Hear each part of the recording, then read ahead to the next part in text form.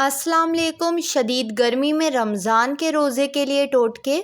سحری کے وقت رات کی بچی باسی روٹی دہی کے ساتھ کھائیں، اس سے پورا دن آپ کو بھوک پیاس نہیں لگے گی اور روزے کی حالت میں کمزوری اور سستی محسوس نہیں ہوگی۔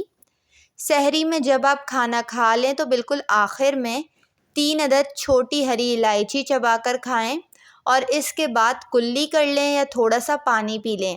اس سے سارا دن آپ کو پیاس نہیں لگے گی اور گرمی کی شدت بھی محسوس نہیں ہوگی۔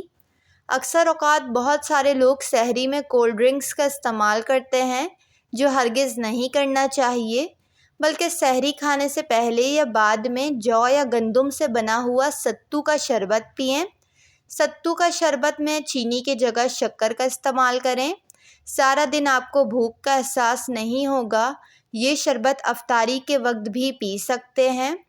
پکوڑے کھاتے ہوئے اکثر لوگوں کو بدہضمی ہو جاتی ہے۔ اگر بیسن گھولتے وقت اس میں تھوڑی سی اجوائن اور سونف کوٹ کر شامل کر لیا جائے تو نہ صرف بدہضمی نہیں ہوگی بلکہ پکوڑے خوشبودار بھی بنیں گے۔ سخت گرمی میں روزہ رکھنا بے حد مشکل ہو جاتا ہے، اس لیے سارا دن پیاس کا احساس نہ ہو، اس کے لیے گلقند 1 پاؤ اور چھوٹی الائچی 10 گرام لے لیں۔ چھوٹی الائچی کو پاؤڈر بنا کر رکھ لیں اور ہر روز سحری کرنے کے بعد بالکل آخر میں گلقند میں تھوڑا سا چھوٹی الائچی کا پاؤڈر ملا کر استعمال کریں۔ پورا دن آپ کو پیاس نہیں لگے گی، کمزوری بھی محسوس نہیں ہوگی اور سخت گرمی میں آپ آسانی سے بالکل کام کر سکیں گے۔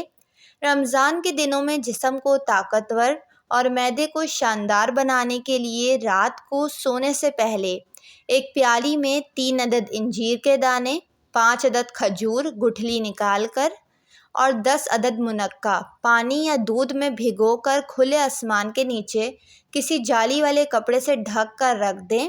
سحری میں یہ کھا لیں، معدے کو قوت ملتی ہے، بھوک بھی بہت کم لگے گی اور سب سے بڑھ کر یہ بات کہ سستی اور کاہلی محسوس نہیں ہوگی، جسم میں فولاد بنتا ہے اور طاقت ملتی ہے۔ رمضان میں بہت زیادہ کھانا پکانے کی وجہ سے اکثر دیگچی کالی ہو جاتی ہے۔ اسے صاف کرنے کے لیے اس میں پانی بھر کر 4 چمچ ٹاٹری پاؤڈر پانی میں ملا کر آدھے گھنٹے کے لیے پانی کو ابلنے دیں۔ دیگچی صاف ہو جائے گی۔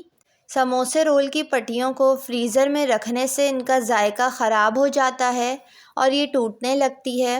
پٹیوں کو صحیح طرح سے محفوظ کرنے کے لیے ان کو پلاسٹک کی تھیلی میں ڈال کر رکھیں اور ہلکا سا تیل اسپرے کر دیں اور اس کو کسی گیلے کپڑے میں لپیٹ کر فریج میں رکھ دیں۔ بالکل محفوظ رہے گی اور لمبے عرصے تک کارآمد رہے گی۔ ہاتھوں سے لہسن، دھنیا یا پیاز کی بدبو دور کرنے کے لیے ٹوتھ پیسٹ کو ہاتھوں پر مل کر دھوئیں، بدبو دور ہو جائے گی۔ بہت سے لوگ شکایت کرتے ہیں کہ چنا چاٹ بنانے کے لیے چنے کو ابالو تو یہ زیادہ گل کر حلوہ بن جاتے ہیں یا کچے رہ جاتے ہیں، تو ہمیشہ آپ چنے کو اسٹیل کے برتن میں اس وقت تک ابالیں جب تک ان کے اوپر جھاگ نہ نکلے، وہ نرم نہ ہو جائیں۔ پانی سے نکال کر ٹھنڈا کرنے رکھ دیں، اس طرح چنا ٹوٹے گا نہیں۔ ویڈیو کو لائک اور چینل کو ضرور سبسکرائب کر لیں۔